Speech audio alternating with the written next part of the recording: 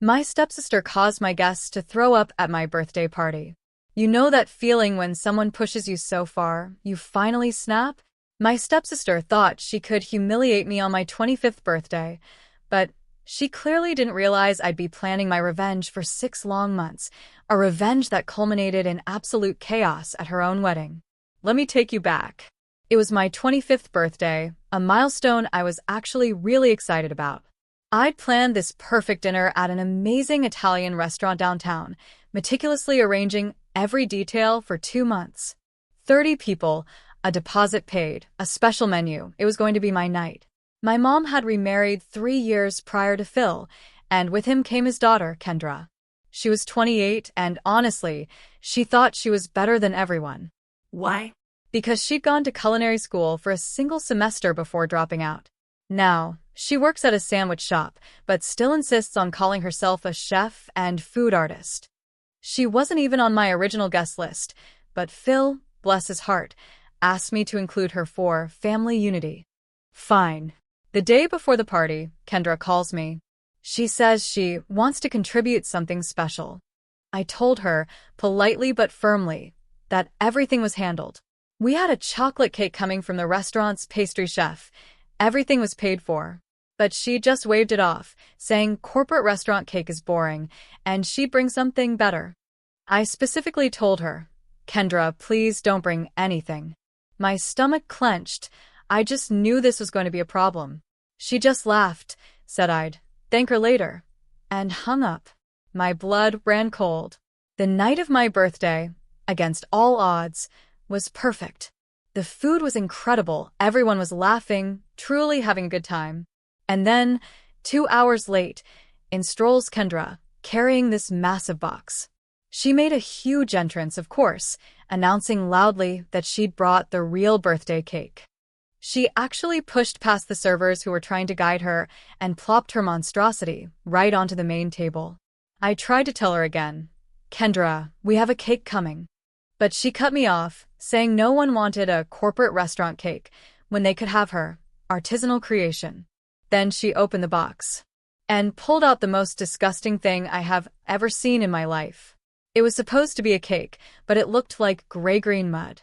She announced, with this ridiculous flourish, that it was a matcha spirulina activated charcoal cake with fermented durian frosting and cricket protein flour. The smell hit us like a physical blow. Rotting garbage mixed with gym socks. I watched people actually recoil. One of my friends gagged, full-on covered her mouth. Kendra, oblivious or perhaps just uncaring, said it was a sophisticated flavor profile that uncultured palates wouldn't appreciate. She even had the nerve to say she'd made it specifically to educate everyone's taste buds since my friends clearly ate too much processed food. Before I could even process what was happening, she started cutting huge slices and putting them on the plates meant for my actual, delicious chocolate cake. The restaurant staff tried to intervene, but she just told them she was family and knew what she was doing. Then she grabbed the microphone from the DJ, and announced that everyone had to try her cake before my basic chocolate one. She said it would be insulting to her as family if people didn't eat what she'd worked so hard on.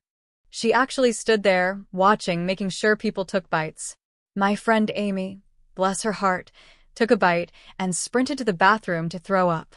Kendra just shrugged, saying Amy was being dramatic and probably had food poisoning from the restaurant's cheap ingredients. My mom, trying to be polite, took a bite but couldn't swallow it. Even Phil, my stepfather, Kendra's own dad, struggled to choke down a piece, looking like he was dying with each chew. Then it got worse. Kendra pulled out her phone and started live streaming, telling her followers she was at a family event trying to elevate their pedestrian tastes. She called my party sad and suburban, claiming I'd begged her to save my boring party with real food. She filmed people's disgusted faces, saying they were experiencing flavor complexity for the first time. The restaurant manager finally stepped in, asking her to stop disrupting the event. She told him his establishment served garbage and her cake was the only edible thing there. She even demanded he comp our entire meal because we'd suffered through his substandard food before her cake arrived. And then, the ultimate insult. The restaurant brought out my chocolate cake, and Kendra grabbed it and threw it straight into the trash, declaring she was doing everyone a favor. My birthday was utterly, completely ruined. People left early. The smell from her cake had contaminated the entire private dining room. The restaurant had to close that section for deep cleaning. They charged me extra for biohazard cleanup because the fermented durian had leaked onto their carpet. Kendra, of course, later posted online about how she'd tried to bring culture to basic people who couldn't appreciate it. I was seething for months. 6 months later, Kendra got engaged to a guy named Curtis, who apparently thought her food experiments were genius. She planned this whole fancy wedding at a country club, bragging constantly about the 7-course tasting menu she'd personally designed with the chef. She even sent me a save the date with a little note saying she expected a better attitude than at my birthday. That's when the idea sparked. I offered to make her wedding cake as a gift. She was shocked, then thrilled, saying she was glad I'd finally recognized her influence on my palate. I insisted on keeping it a surprise. She agreed, wanting to be amazed. Oh, she was going to be amazed all right. I spent 3 days before her wedding making her exact cake. Matcha spirulina activated charcoal base. Fermented durian frosting. Cricket flour. But I made it even stronger. I added fish sauce to the frosting. Blue cheese to the filling. I made it 10 times worse. I put my heart and soul into making that monstrosity. The wedding day arrived, and I got there early with my masterpiece. I told the venue staff it was a surprise from the bride's sister, gave a server $200 to make sure it was brought out instead of whatever they had planned. I watched, my heart pounding with a strange mix of nerves and pure, unadulterated anticipation. When cake time came, they wheeled out my creation. For tears of gray-green nightmare. The smell filled the ballroom immediately. It was worse than I remembered. Kendra's face went white. Curtis's face changed in slow motion, confusion melting into something harder, angrier, as that stink really hit him. His nose wrinkled, and he actually took a step back from the cake table. Kendra grabbed his arm, but her eyes were locked on me across the ballroom. I could almost see her brain working through what she was seeing, the gray-green layers, the putrid smell, the exact same disgusting creation she'd forced on my entire birthday party 6 months ago. Her mouth opened, but nothing coherent came out at first, just this strangled, horrifying sound. And then she found her voice. "This isn't the cake I ordered," she shrieked, her voice shrill and panicked. Someone made a terrible mistake. Guests nearest the cake were backing away now, hands over their noses, a few people actually gagging out loud. I stayed near the back wall, where I'd positioned myself perfectly to watch this glorious unfold. Kendra's face went through a whole journey, shock first, then recognition as her brain caught up. Then, pure, burning rage. She realized exactly what I'd done. Her face turned crimson, and she whipped around, scanning the crowd until her eyes locked onto me. She pointed one shaking finger. "What the hell did you bring to my wedding?" she screamed. I started walking toward the front of the ballroom, taking my sweet time. I let everyone watch me move through the crowd. People parted to let me through. The room went dead silent, except for some coughing from guests who couldn't handle the smell. I walked right up to the cake table, where Kendra stood in her white dress, looking like she might actually explode. And I smiled at her, really calmly. I explained, in this super pleasant voice, that I'd brought her signature recipe, the same matcha spirulina activated charcoal cake with fermented durian frosting and cricket protein flour that she'd created specially for my 25th birthday party. I reminded everyone how she'd said it was a sophisticated flavor profile that would educate our basic palates. So I said, I just wanted to share that same gift with her on her special day. Kendra's face went completely white, like all the blood just drained right out of it. More guests started covering their noses and moving toward the exits. Someone near the front actually ran outside. I pulled out my phone and started swiping through photos, holding it up so people nearby could see. Pictures from my birthday party 6 months ago. Kendra forcing slices of gray-green cake onto plates. My friend Amy running toward the bathroom. The restaurant staff looking horrified. Phil choking down a piece while looking like he was dying. Curtis grabbed my phone, staring at the pictures, his face getting darker with each swipe. He asked, his voice tight and angry, "What is happening? Why does this cake smell like actual rotting garbage?" An older woman in a fancy purple dress pushed through the crowd. This had to be his mother, Antella. She looked at the cake, then at Kendra, then at me, and demanded to know who approved this disgusting thing. Her voice had this cold authority that silenced everyone. Kendra started babbling about a misunderstanding, that I must have gotten confused, that she never ordered anything like this. She kept saying someone switched the cakes as a prank. But I wasn't done. I held up my phone again and showed more pictures. Kendra at my party live streaming. Kendra throwing my real chocolate cake in the trash. Screenshots of her social media posts calling my party sad and suburban. Screenshots where she told her followers I'd begged her to save my boring event with real food. Antella snatched my phone and scrolled through everything, her expression growing colder with each image. I raised my voice so everyone in the ballroom could hear me clearly. I announced that Kendra had insisted this sophisticated flavor profile would educate everyone's palates at my birthday party. I said she'd specifically made it to teach my friends about real food because we apparently ate too much processed garbage. I explained how she'd forced everyone to try it before my actual cake, how she'd live-streamed the whole thing calling us uncultured, how she'd thrown my real cake in the trash. I concluded, my voice still calm and pleasant, that I just wanted to give her the same amazing gift on her special day since she'd been so generous with mine. The ballroom erupted in whispers. People pulled out their phones. I saw guests who'd been at my birthday party nodding, confirming the story to others. Kendra's face turned from white to this deep, humiliated crimson that spread down her neck. Her hands were shaking. She tried to talk, but nothing coherent came out, just angry sputtering sounds. Curtis stared at her like he'd never seen her before. Phil came running over, his face panicked. He started saying there'd been a mistake, that we should just remove the cake and move on with the reception. His voice had this fake, cheerful quality, like he could smooth everything over if he just acted normal. But Antella cut him off, her voice sharp as broken glass. She asked if Kendra really did this to her stepsister's birthday party. She asked if this disgusting cake disaster was real. Phil opened his mouth, but several guests who'd been at my party started talking over him, confirming every detail. One of my friends called out that she'd thrown up from trying Kendra's cake. Another guy said the restaurant had to do a deep clean because the durian leaked everywhere.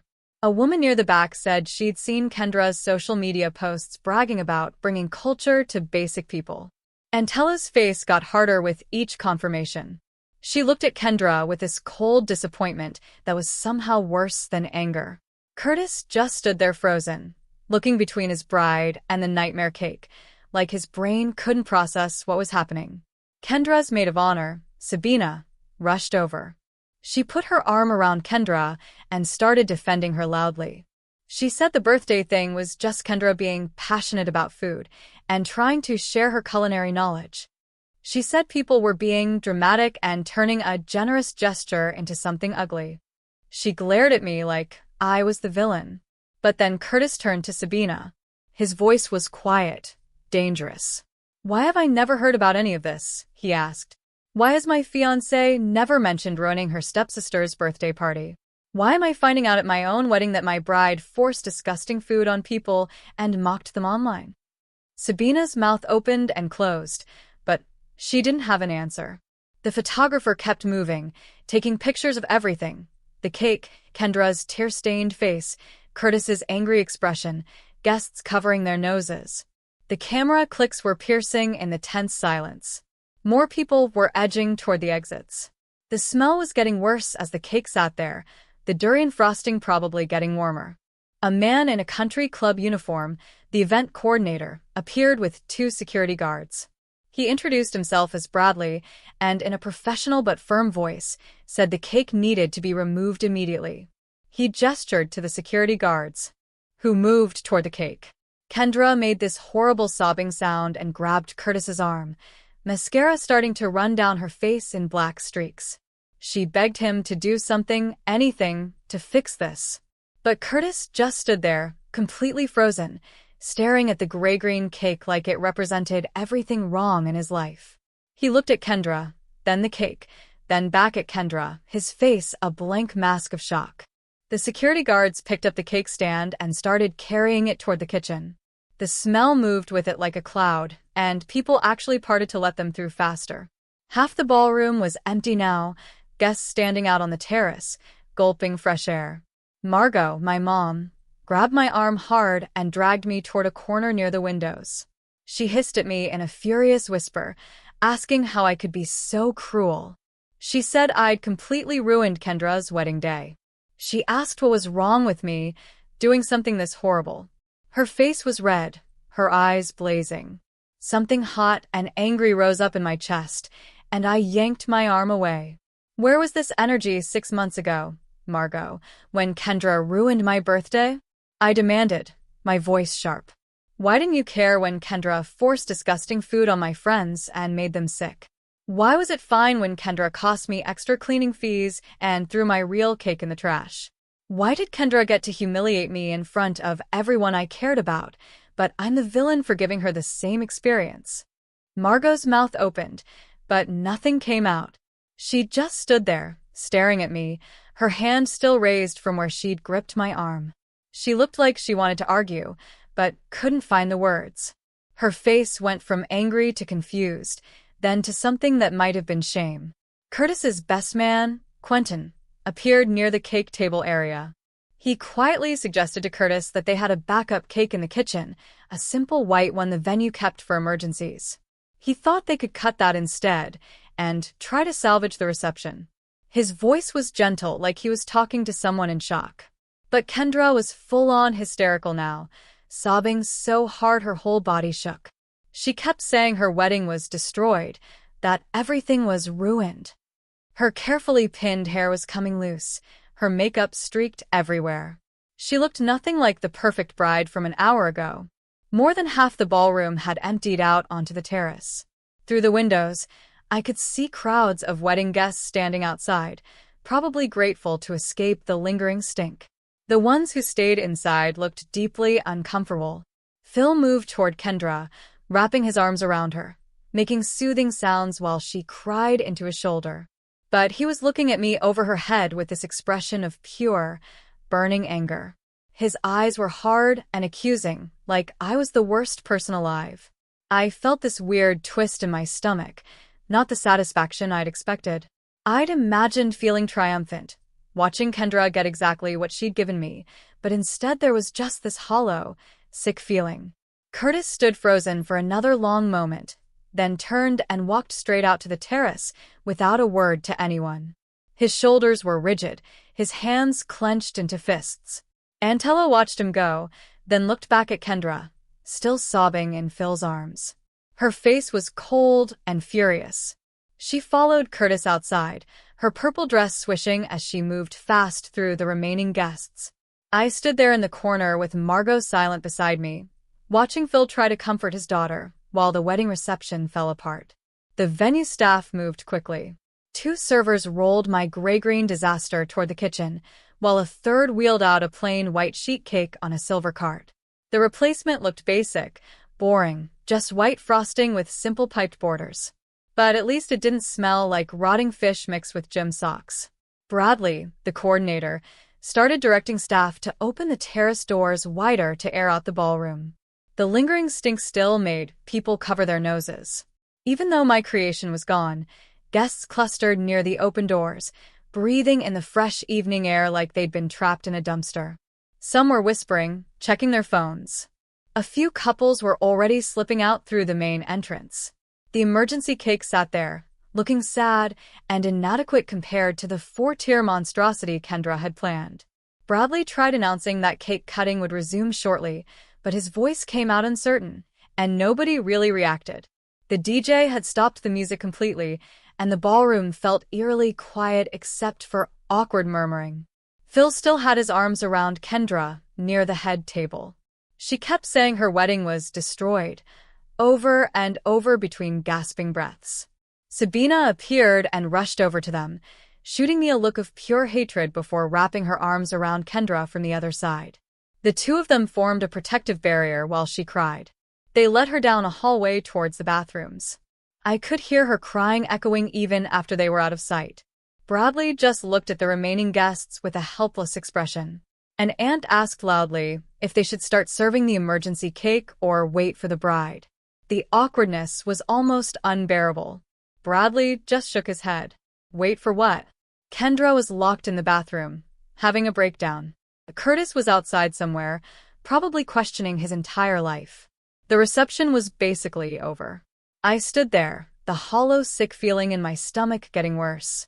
Margot was still next to me, staring at the closed bathroom door, her face sad and worried. More guests started leaving, quietly. Within 10 minutes, maybe 20 people were gone. The ones who stayed looked like close family or Curtis's friends who felt obligated. Then Leia, my friend, appeared next to me. She touched my arm, her voice quiet and concerned. The revenge was perfect, she said, but you look miserable. I tried to say something, but my throat felt tight. She pulled me further into the corner, away from Margot. Are you really okay? She asked again. You look like you're about to cry. I told her. I thought I'd feel good watching Kendra get what she deserved. I'd been planning this for 6 months, imagining her face. But now that it actually happened, I just felt hollow and kind of sick. Watching her completely fall apart wasn't satisfying at all. Leia nodded slowly. Revenge never feels as good as people think it will, she said. She squeezed my arm. You're not a bad person, but you might have taken things too far. I knew that, but hearing her say it out loud made the sick feeling worse. We stood there in silence. The ballroom felt huge and empty now. Curtis came back inside through the terrace doors. His face was completely different. The confusion and horror were gone. Now he just looked cold, tired, and deeply disappointed. He walked straight through the middle of the ballroom, ignoring everyone. He stopped in the center, searching. Then his eyes landed on me. My stomach dropped. He started walking toward me, and I wanted to run, but my feet wouldn't move. Margot stepped slightly in front of me, but Curtis walked right past her. He stopped about 3 feet away and just looked at me for a long moment. His jaw was tight, his eyes hard. Then he said, I need to speak with both you and Kendra privately. His voice was flat and cold.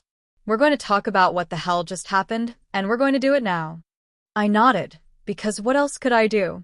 He asked where Kendra was, and Margot said she was in the bathroom with Sabina and Phil. Curtis turned and walked toward the hallway, without waiting. I looked at Leia, and she gave me a sympathetic look. Then I followed him. People watched us walk past. I could feel their eyes on me, hear the whispers starting up again. Curtis pushed open the bathroom hallway door. The hallway was quieter, dimmer. He knocked hard on the women's bathroom door. Phil's voice came from inside, asking who it was. Curtis said it was him, and they needed to talk. Silence. Then the click of a lock. Phil opened the door partway, looking stressed, older. Curtis said he wanted everyone in a private room right now to figure this out. Phil started to argue, but Curtis cut him off. My wedding reception is destroyed, he said, his voice flat but with anger simmering underneath. My mother just spent $30,000 on an event that's falling apart. Everyone involved is going to sit down and talk. Phil nodded.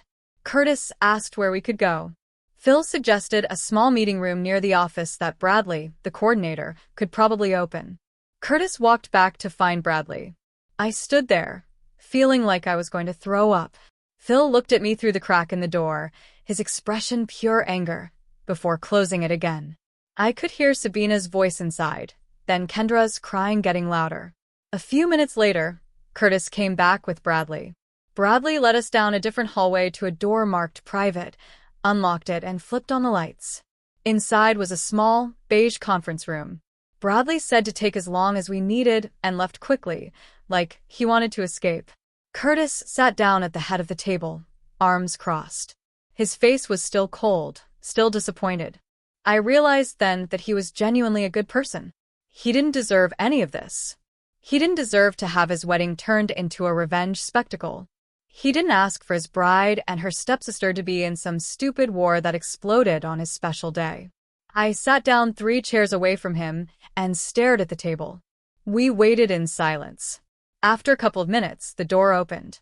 Phil came in supporting Kendra. She looked destroyed. Her wedding dress was wrinkled and stained with tears and makeup. Her hair was half fallen around her shoulders. Her face was blotchy and red, eye makeup smeared. Sabina was behind them, but Curtis held up his hand. "This is just family," he said. Sabina looked offended but backed out and closed the door. Margot came in last and sat down next to me. Phil helped Kendra into a chair across from Curtis. She wouldn't look at anyone, just stared down at her lap while tears kept dripping onto her dress. Phil sat next to her, his hand on her shoulder. Curtis looked around at all of us, his face hard. Then he asked, "What the hell is wrong with both of you?" His voice was quiet, but it cut through the room. Nobody said anything. Kendra kept crying silently. I couldn't look at Curtis. He said he loved Kendra and wanted to marry her, but he had no idea she'd deliberately ruined someone's birthday party. He was horrified that I thought public humiliation at his wedding was appropriate revenge. He looked exhausted and hurt, and for the first time since this whole thing started, I felt genuinely ashamed.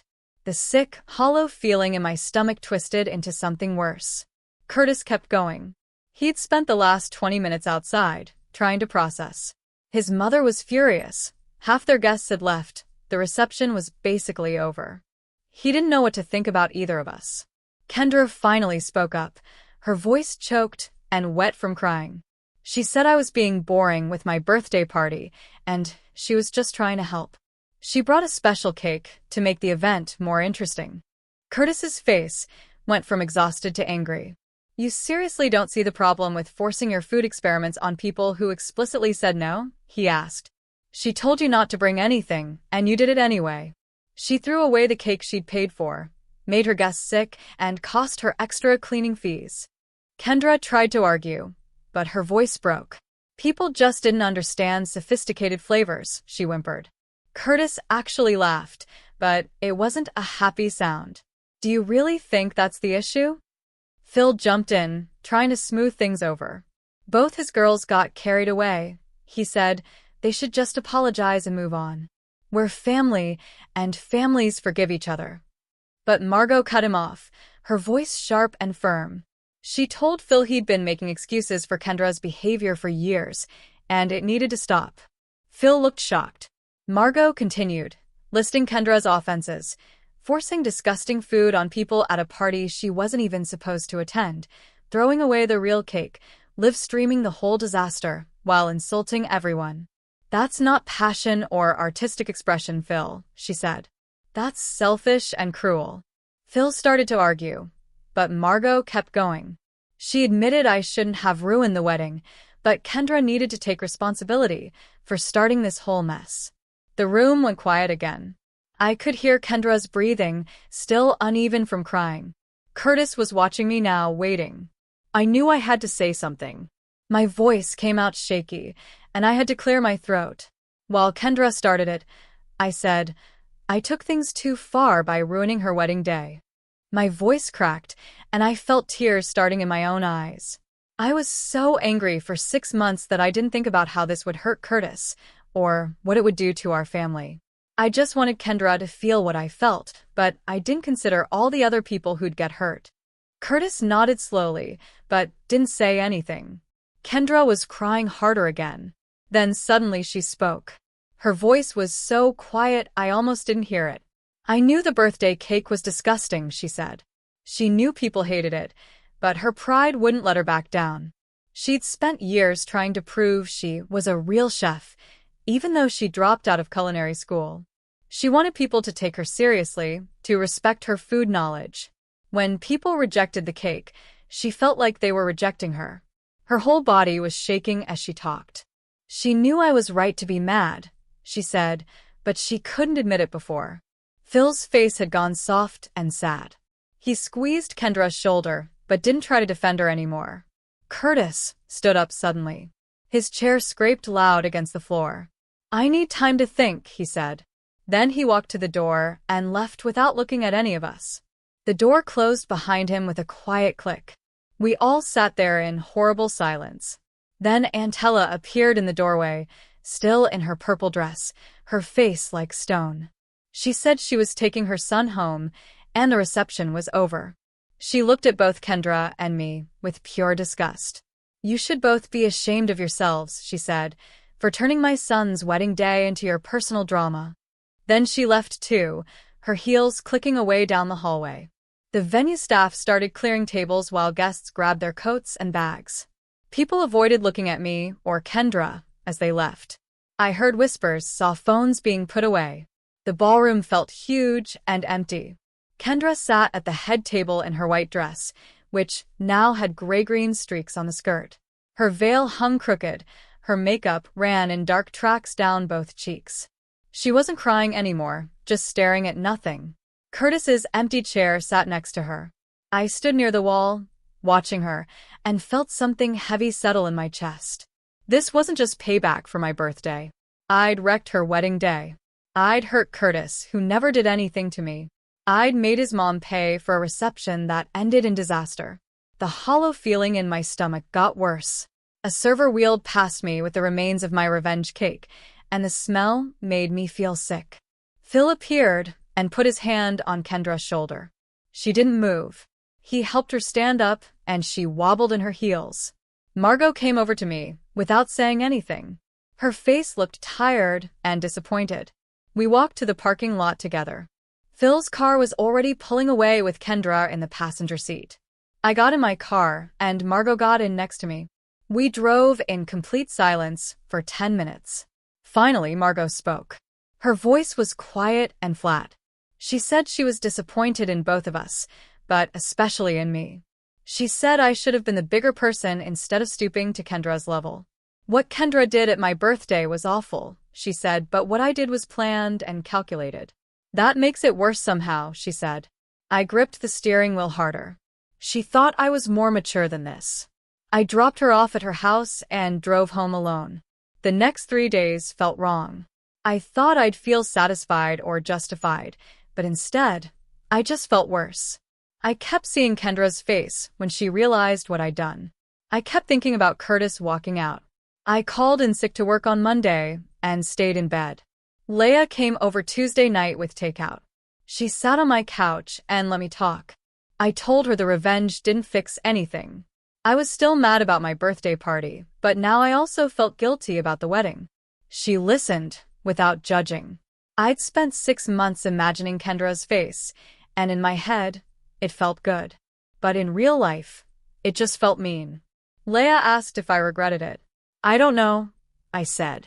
Kendra deserved to know how it felt, but Curtis didn't deserve what happened. She nodded. Revenge usually hurts more people than just the target. We ate cold Chinese food and watched TV without really paying attention. Wednesday afternoon, my phone rang. It was Kendra. Her voice sounded rough and broken, like she'd been crying for days. "Curtis called," she said, asking for space to process everything. She was crying again as she told me. She said she was sorry about my birthday. The words came out choked and quiet. She knew the cake was disgusting. She should have listened when I told her not to bring it. She was sorry about throwing away my real cake, sorry about the live stream. Her voice cracked on every other word. I sat on my bed holding the phone and felt even worse. This wasn't the defensive Kendra who made excuses. This was someone who sounded genuinely broken. I told her I was sorry, too. She cried harder and hung up.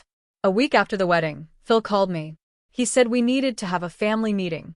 His voice was serious and tired. I drove to his and Margot's house on Sunday afternoon, my stomach churning. Kendra's car was already in the driveway. Everyone was sitting in the living room. Phil and Margot on the couch, Kendra in the armchair looking smaller than usual. I sat in the other chair. Nobody spoke for a long time. Margot finally broke the silence. She said we needed to actually talk about what happened instead of pretending everything was fine. She looked at each of us. Our family, she said, had a problem with avoiding conflict until it exploded. Kendra stared at her hands. Phil shifted.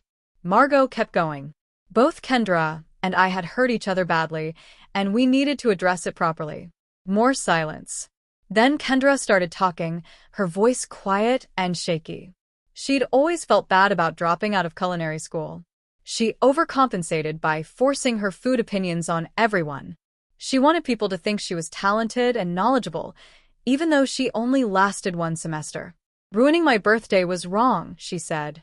She never actually apologized or offered to pay for the damage the cake caused. Her hands twisted together in her lap. She looked at me. I'm sorry, she said. The words sounded real this time. I took a deep breath. My voice came out unsteady. I'd been holding on to rage for 6 months. I'd planned the wedding revenge in detail, and that wasn't healthy. I told Kendra she started the conflict, but I escalated it way beyond reasonable. I hurt Curtis, who didn't deserve any of this. I was sorry for ruining her wedding day. Kendra wiped her eyes. Phil cleared his throat. He said he needed to admit something, too. He'd enabled Kendra's behavior because he felt guilty about her parents' divorce. He wanted to support her dreams, but he went too far making excuses for her. Margot put her hand on his arm. Supporting someone means helping them grow, she said, not excusing bad behavior. Phil had been protecting Kendra from consequences instead of helping her learn from mistakes. Phil nodded slowly. He looked at Kendra. He was sorry for not holding her accountable. The room went quiet again. The silence felt different this time, heavier but less angry. Kendra broke it. What happens now with Curtis? She asked, her voice small and scared. Phil said that was between them. She needed to take real accountability with Curtis, not make excuses about being passionate or misunderstood. Curtis deserved honesty and actual change, not just apologies. Kendra nodded, looking like she might cry again. Margot said Curtis was a good man, and if Kendra wanted to save the relationship, she'd have to do real work. Therapy, changing how she treated people. Kendra said she would do whatever it took. She loved Curtis and couldn't lose him. Her voice cracked. I sat there, feeling the weight of what I'd done. 3 days later, Kendra texted me. Curtis agreed to meet her for coffee. I waited all afternoon to hear back. Finally, she called. Curtis told her he still loved her, but needed to see real changes. He wanted her to go to therapy. He needed time to trust her again after seeing how she'd treated me and how I'd treated her. He was hurt that their wedding became about our drama. Kendra's voice was steadier now, but still sad. Curtis gave her a chance, but she had to earn it back. I told her I hoped it worked out. And I meant it. A week passed before Kendra texted me again. She asked if we could meet without our parents around. I agreed and suggested a coffee shop halfway between our apartments. I showed up 15 minutes early and picked a corner table. Kendra arrived exactly on time, purse clutched in both hands. She sat down across from me and ordered a black coffee. We sat in awkward silence for a minute. She pulled an envelope from her purse and slid it across the table. I opened it. A check made out to me for $800. She said it covered the extra cleaning fees for my birthday, plus the cost of the restaurant cake she threw away. Her voice was quiet and steady. She looked me in the eye. She was sorry for ruining my birthday party. She never actually apologized or offered to make things right financially. She'd been thinking about it for days, realized how terrible her behavior was. I folded the check and put it in my pocket. I took a breath. My voice still felt a little unsteady. I said I needed to apologize, too. I was sorry for the wedding disaster and offered to pay for any extra costs my revenge caused. Kendra shook her head. Curtis's mom already paid for everything, she said, including the emergency replacement cake and extra venue cleaning. The money wasn't the real problem. The damage to her relationship with Curtis was the actual price she was paying. Her voice cracked slightly, but she kept her composure. We both drank our coffee in silence for another minute. Then Kendra started talking and didn't stop for 10 minutes. She'd been jealous of me for years, she said. I finished college and got a stable career while she was stuck working at a sandwich shop. Watching me succeed made her feel like a failure. That's why she always tried to prove she knew more about food than everyone else. It was the one area where she thought she could be better than me. I sat there, surprised by how open she was being. I realized I'd never thought about what might be driving her behavior. I just assumed she was naturally difficult and judgmental. I told Kendra that her dismissive attitude about my birthday made me feel invisible in my own family. It felt like she didn't care about my feelings at all. She made me feel unimportant. Kendra's face changed. She looked genuinely sad. She never thought about it from that perspective. She was so focused on being right about food that she didn't consider how her actions affected other people. She thought if she could just get people to appreciate her taste, then they'd respect her more. She realized now that forcing her opinions on everyone just made them dislike her. 2 weeks went by with occasional texts between us. She told me Curtis agreed to go to couples counseling with her. They had their first session and it went better than expected. The therapist was helping them talk about their problems without fighting. Curtis was slowly warming up to her again, though he was still hurt about the wedding. She sounded hopeful, but also scared. I could tell she was terrified of losing him. One afternoon, Margot called me and asked if I'd come over for dinner. I showed up, nervous we were sliding back into old patterns. But when I walked in, Phil and Margot looked relaxed instead of tense. We sat down, and Phil cleared his throat, saying he'd been thinking about everything that happened over the past year. He was proud of the work we'd done to fix things between us. Margot squeezed my hand, then Kendra's, and admitted she'd been worried the wedding disaster would permanently break our family apart. Watching us rebuild our relationship gave her hope that we could all move forward as a real family. Phil nodded and said he knew he'd made mistakes by making excuses for Kendra's behavior for years, and he was grateful we'd all done the hard work to be honest with each other. Kendra's eyes got watery, and she thanked them for sticking with us through the mess. I felt something shift in my chest, like maybe we really were going to be okay. The dinner felt comfortable in a way our family gatherings hadn't felt in years. 3 days later, Kendra called me, sounding actually excited instead of defensive for the first time in years. The sandwich shop promoted her to assistant manager. She'd been working there for 5 years and finally got recognized for showing up consistently and training new employees well. What shocked me most was how she talked about it. No mentions of being a chef or food artist. No complaints about how the job was beneath her talents. She just sounded proud of earning the promotion through regular hard work. She said the new responsibilities felt good, and she was learning about inventory management and scheduling. Her voice had this calm confidence I'd never heard before. She'd stopped telling people she went to culinary school because it felt like lying about who she actually was. I told her I was happy for her, and I meant it. Our next joint therapy session happened on a rainy Tuesday afternoon. Kendra and I sat in the counselor's office while she asked us to talk about what we'd learned. Kendra went first. She said she hurt me badly by ruining my birthday and never properly apologizing or taking responsibility. Her voice shook a little, but she kept going. She'd spent years being defensive because she was ashamed of dropping out of school and working at a sandwich shop. I went next. I admitted I hurt her badly by destroying her wedding day. Planning revenge for 6 months wasn't healthy, and I should have confronted her directly about the birthday instead. The therapist nodded and said we were both making real progress, even though the work was slow and often uncomfortable. Rebuilding trust after causing real harm takes time and consistent effort, she said. We couldn't skip the difficult middle part where everything felt awkward and fragile. Kendra and I looked at each other and both nodded. 3 months after the wedding disaster, Curtis and Kendra planned a small, private ceremony at a park near their apartment. Just immediate family. No fancy venue or elaborate decorations. They wanted to renew their vows without all the pressure and expectations that came with the original wedding. Mom and Phil came, I came, Curtis's parents came. We stood in a circle under some oak trees while Curtis and Kendra read vows they'd written themselves. Kendra promised to respect boundaries and listen when people said no. Curtis promised to be patient while she learned better habits. They kissed, and everyone clapped. We went to a casual restaurant afterward and had a normal meal. Normal conversation. I felt genuinely happy watching them hold hands across the table. The ceremony felt real in a way the country club wedding never did. 2 weeks after the vow renewal, Kendra texted asking if I wanted to get lunch regularly. Our therapy sessions helped, she said, but she wanted to build an actual relationship outside the counselor's office. I agreed cautiously, and we started meeting every couple of weeks at different restaurants.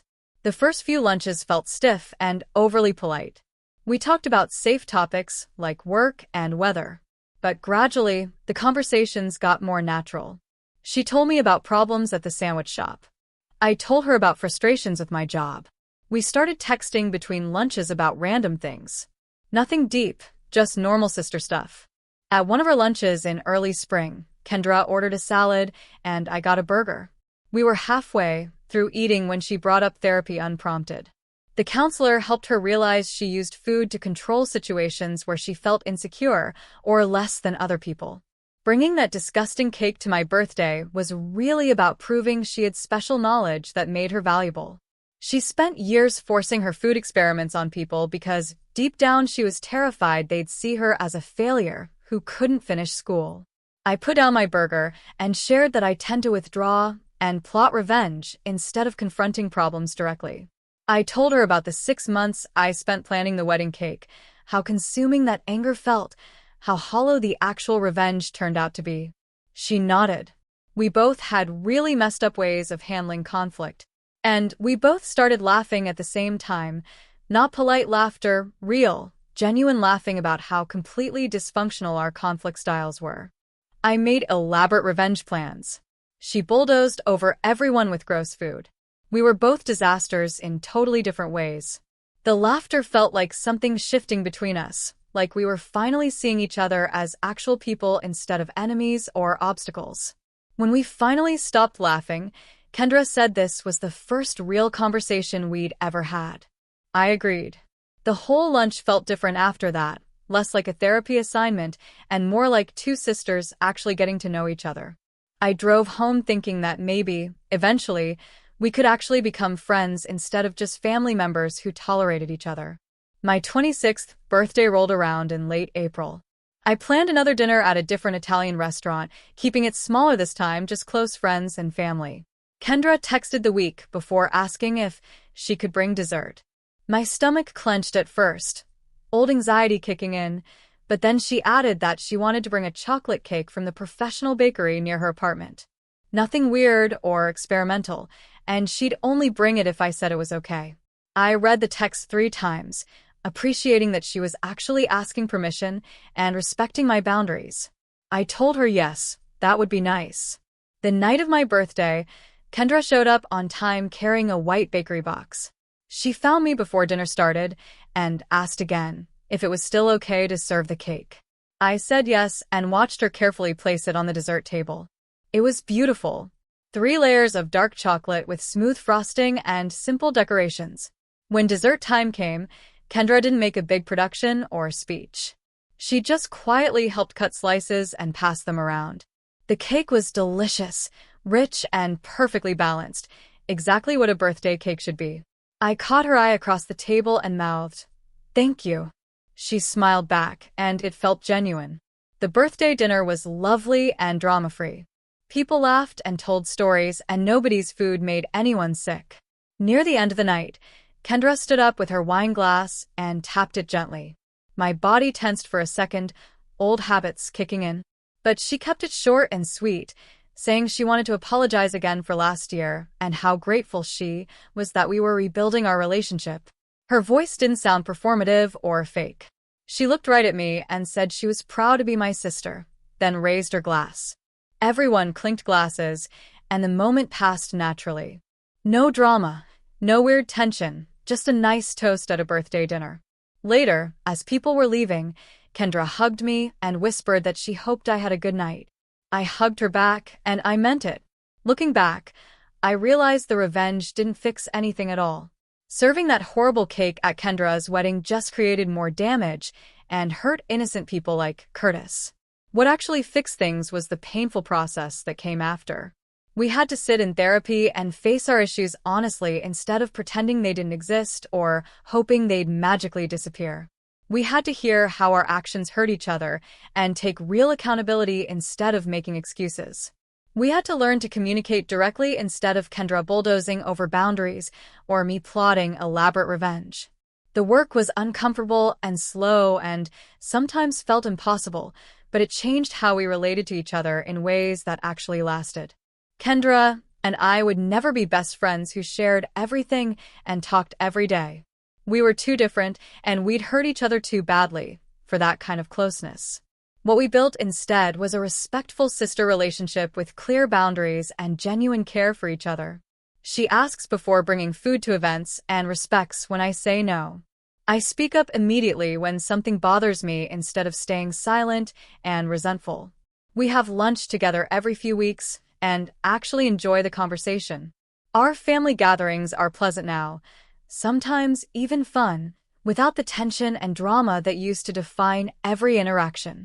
I feel grateful we've done the hard work to get here, even though the path was messy and uncomfortable. Have you ever held on to a grudge for too long, only to find revenge wasn't as sweet as you imagined? Or faced a family dynamic this messy and managed to find a path to healing? Let me know in the comments below. I'd really love to hear your thoughts.